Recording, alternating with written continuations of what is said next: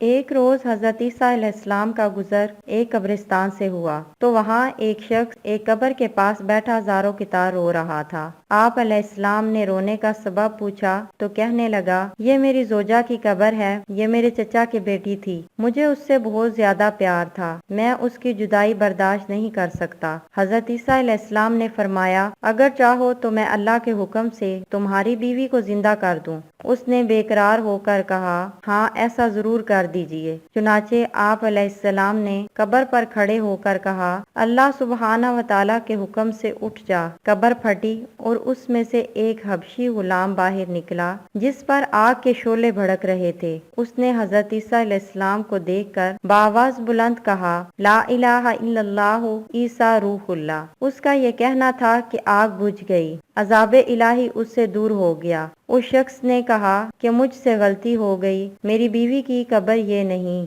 بلکہ دوسری ہے۔ آپ علیہ السلام وہاں تشریف لے گئے اور فرمایا، اللہ عز و جل کے حکم سے اٹھ جا۔ قبر پھٹی اور اس میں سے ایک حسین و جمیل عورت باہر نکل آئی۔ اس شخص نے دیکھتے ہی اس کا ہاتھ پکڑ لیا اور کہا، اے روح اللہ، یہی میری بیوی ہے۔ حضرت عیسیٰ علیہ السلام ان دونوں کو وہیں چھوڑ کر آگے تشریف لے گئے۔ وہ اپنی بیوی سے مل کر بہت خوش ہوا تھا۔ کچھ دیر بعد اس پر نیند کا غلبہ ہوا تو وہیں سو گیا۔ اس کی بیوی اس کے قریب بیٹھی رہی۔ اتنے میں وہاں ایک شہزادے کا گزر ہوا۔ شہزادے نے اس عورت کو دیکھا تو اسے پسند آ گئی۔ عورت کو بھی شہزادہ پسند آ گیا اور وہ اپنے شوہر کو سوتا چھوڑ کر شہزادے کے ساتھ چلی گئی۔ جب اس مرد کی آنکھ کھلی تو اپنی بیوی کو نہ پا کر بہت پریشان ہوا۔ ڈھونڈتے ڈھونڈتے شہزادے کے محل تک پہنچ گیا۔ وہاں اسے اپنی بیوی نظر آئی تو کہا، یہ میری بیوی ہے۔ شہزادے نے کہا، تم جھوٹ بولتے ہو، یہ تو میری لونڈی ہے،